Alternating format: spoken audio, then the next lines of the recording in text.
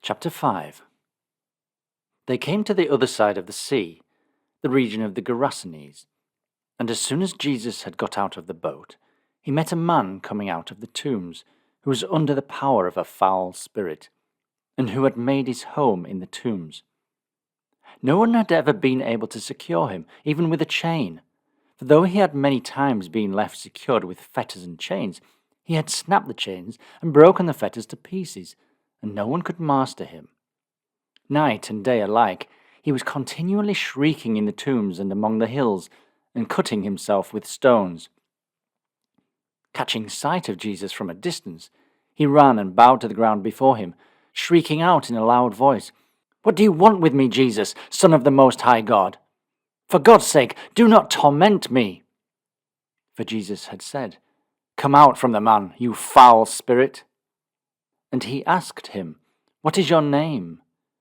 "My name," he said, "is Legion, for there are many of us." And he begged Jesus again and again not to send them away out of that country. There was a large herd of pigs close by, feeding on the hillside, and the spirits begged Jesus, "Send us into the pigs, so that we can take possession of them." Jesus gave them leave. They came out and entered into the pigs, and the herd, about 2,000 in number, rushed down the steep slope into the sea and were drowned in the sea. Then the men who tended them ran away and carried the news to the town and to the country round, and the people went to see what had happened. When they came to Jesus, they found the possessed man sitting there, clothed and in his right mind, the man who had had the legion in him, and they were awestruck. Then those who had seen it related to them all that had happened to the possessed man, as well as about the pigs. So they began to beg Jesus to leave their region. As Jesus was getting into the boat, the possessed man begged him to let him stay with him, but Jesus refused. "Go back to your home, to your own people," he said, "and tell them of all that the Lord has done for you, and how he took pity on you." So the man went and began to proclaim in the district of the 10 towns all that Jesus had done for him, and everyone was amazed.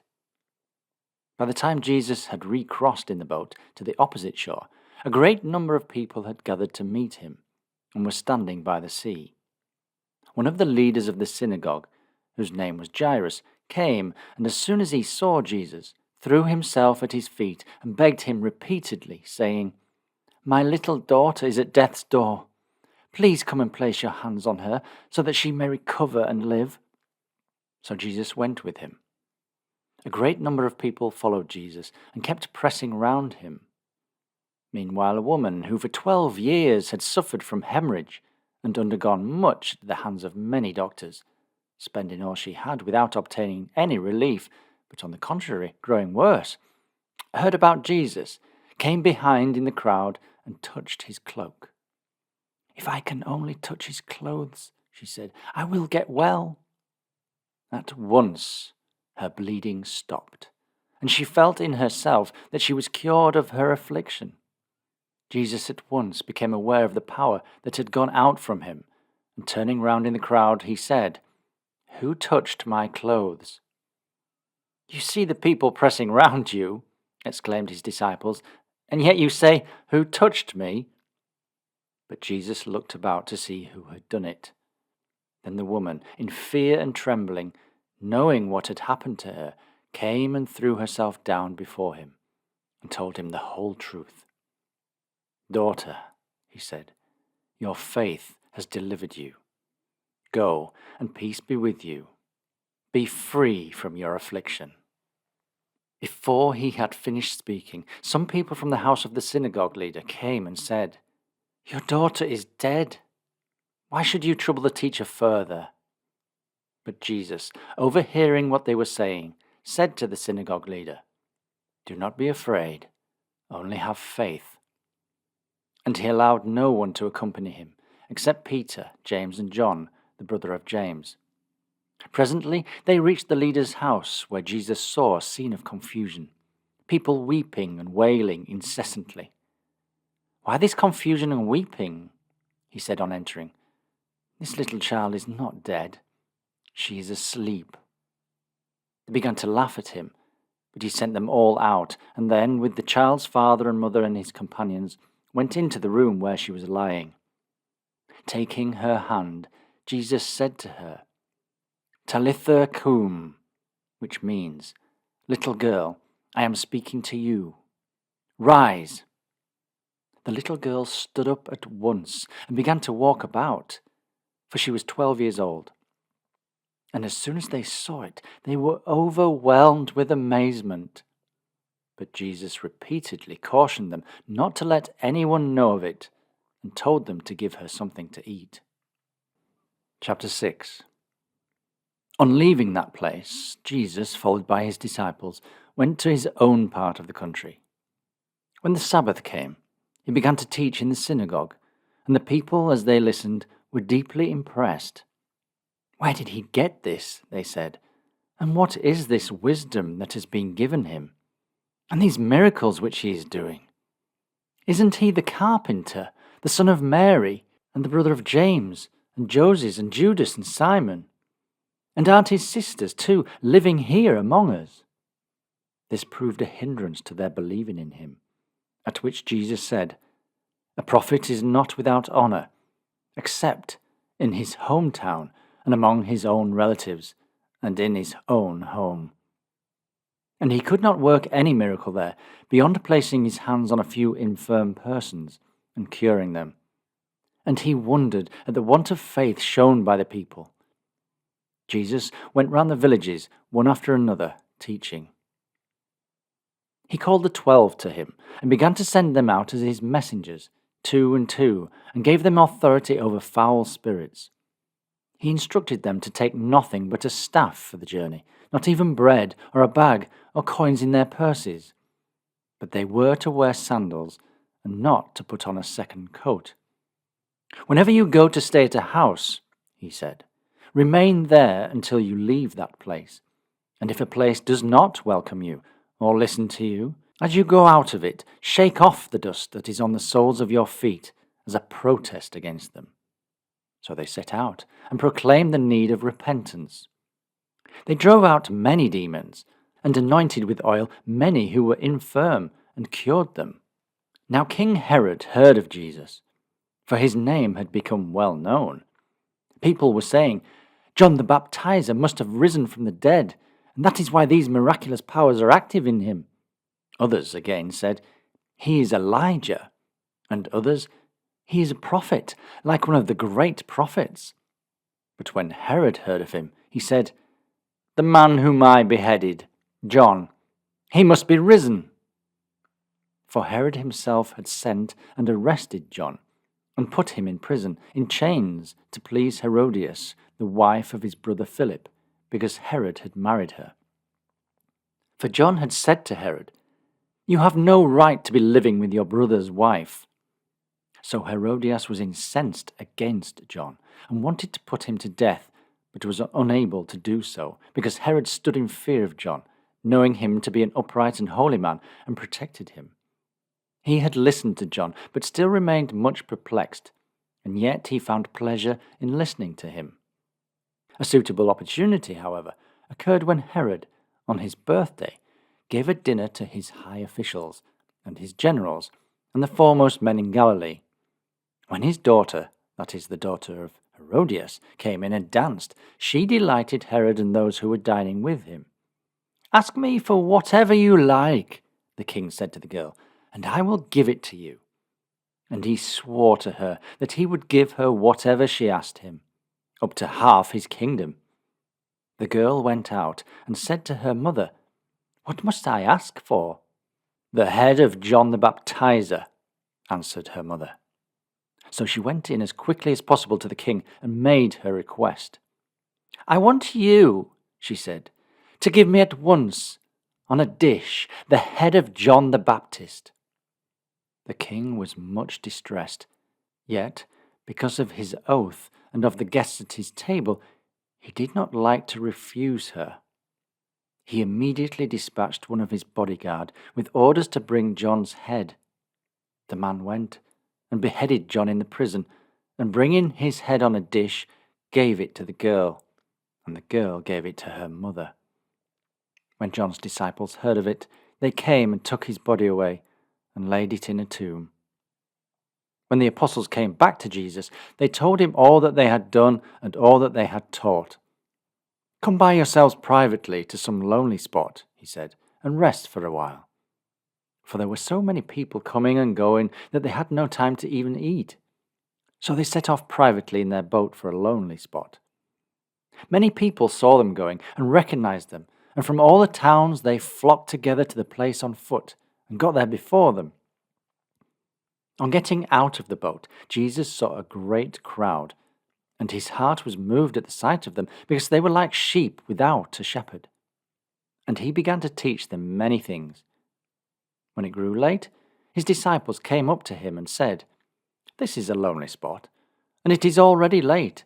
Send the people away so that they may go to the farms and villages around and buy themselves something to eat."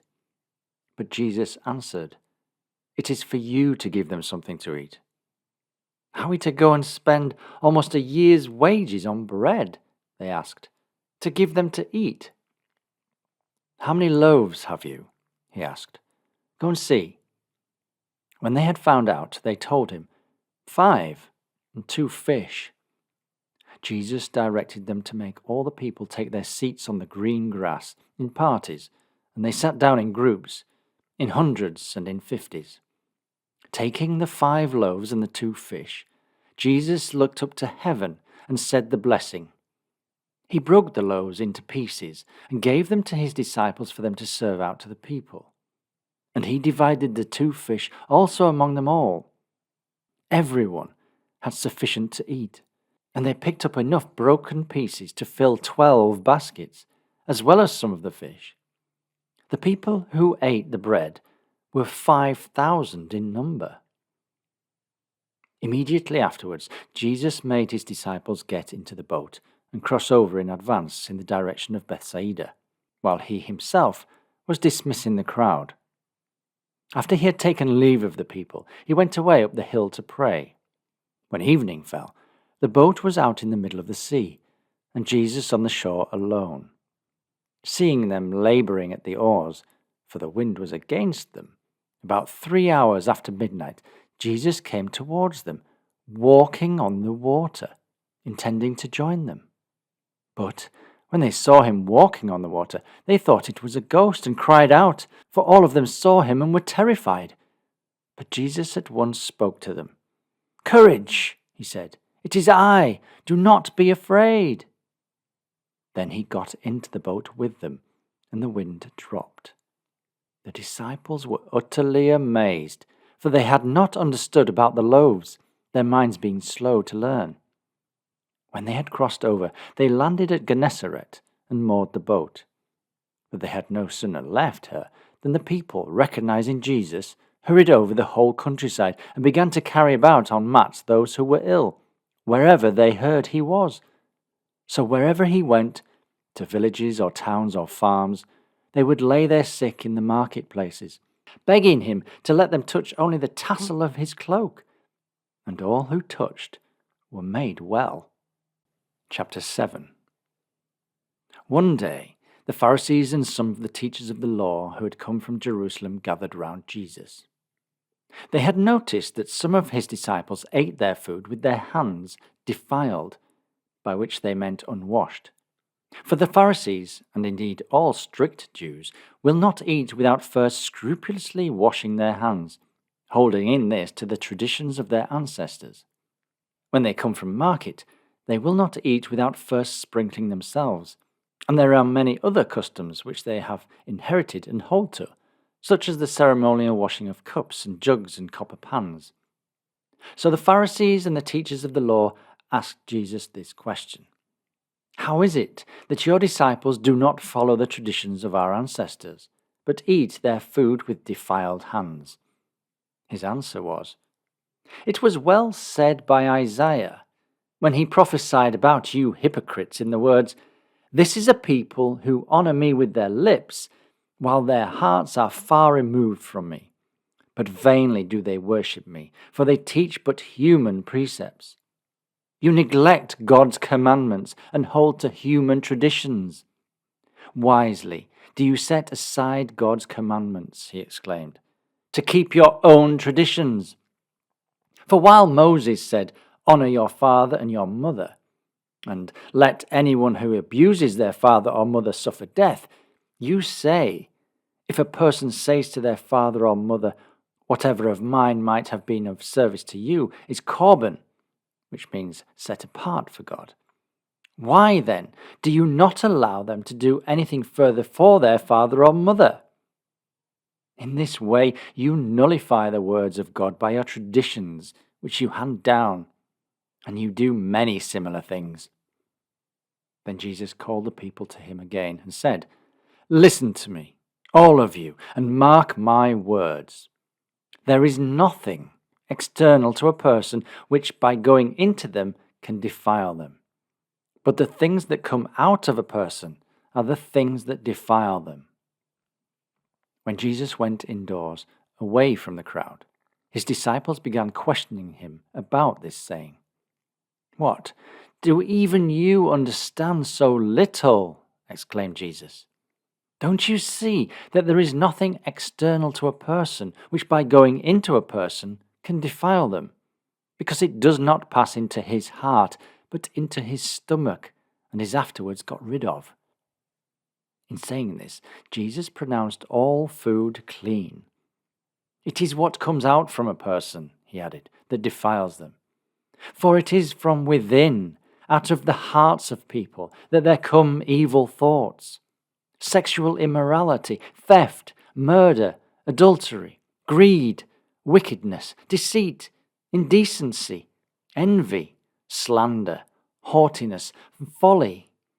All these wicked things come from within and do defile a person." On leaving that place, Jesus went to the district of Tyre and Sidon.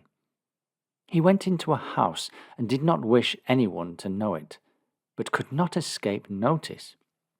For a woman whose little daughter had a foul spirit in her heard of him immediately and came and threw herself at his feet. The woman was a foreigner from Syrian Phoenicia, and she begged him to drive the demon out of her daughter. "Let the children be satisfied first," answered Jesus, "for it is not fair to take the children's food and throw it to the dogs." "Yes, Master," she replied, "even the dogs under the table do feed on the children's crumbs." "For saying that," he answered, "you may go. The demon has gone out of your daughter." The woman went home and found the child lying on her bed, and the demon gone. On returning from the district of Tyre, Jesus went by way of Sidon to the Sea of Galilee, across the district of the 10 towns. Some people brought to him a man who was deaf and almost dumb, and they begged Jesus to place his hand on him. Jesus took him aside from the crowd quietly, put his fingers into the man's ears, and touched his tongue with saliva. Then, looking up to heaven, he sighed and said to the man, "Ephphatha," which means, "be opened." The man's ears were opened, the string of his tongue was freed, and he began to talk plainly. Jesus insisted on their not telling anyone, but the more he insisted, the more perseveringly they made it known, and a profound impression was made on the people. "He has done everything well," they exclaimed. "He makes even the deaf hear and the dumb speak." Chapter 8. About that time, when there was again a great crowd of people who had nothing to eat, Jesus called his disciples to him and said, "My heart is moved at the sight of all these people, for they have already been with me 3 days, and they have nothing to eat. And if I send them away to their homes hungry, they will break down on the way, and some of them have come a long distance." "Where will it be possible," his disciples answered, "to get sufficient bread for these people in this lonely place?" "How many loaves have you?" he asked. 7, they answered. Jesus told the crowd to sit on the ground. Then he took the 7 loaves, and after saying the thanksgiving, broke them, and gave them to his disciples to serve out. And they served them out to the crowd. They had also a few small fish, and after he had said the blessing, he told the disciples to serve out these as well. The people had sufficient to eat, and they picked up 7 baskets full of broken pieces that were left. There were about 4,000 people. Then Jesus dismissed them. Immediately afterwards, getting into the boat with his disciples, Jesus went to the district of Dalmanutha. Here, the Pharisees came out and began to argue with Jesus, asking him for some sign from the heavens to test him. Sighing deeply, Jesus said, "Why does this generation ask for a sign? I tell you, no sign will be given it." So he left them to themselves, and getting into the boat again, went away to the opposite shore. Now the disciples had forgotten to take any bread with them, 1 loaf being all that they had in the boat. So Jesus gave them this warning. "Take care," he said, "beware of the leaven of the Pharisees and the leaven of Herod." They began talking to one another about their being short of bread, and noticing this, Jesus said to them, "Why are you talking about your being short of bread? Don't you yet see or understand?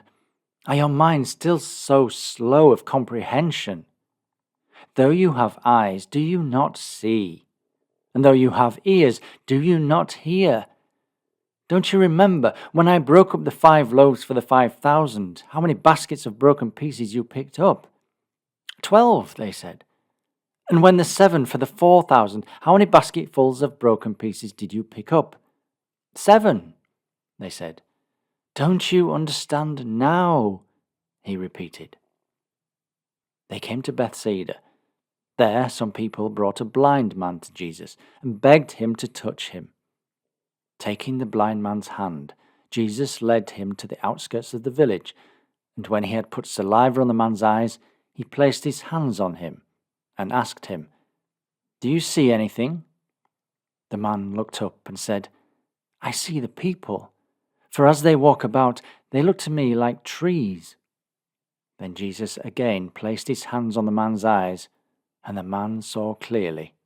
His sight was restored, and he saw everything with perfect distinctness.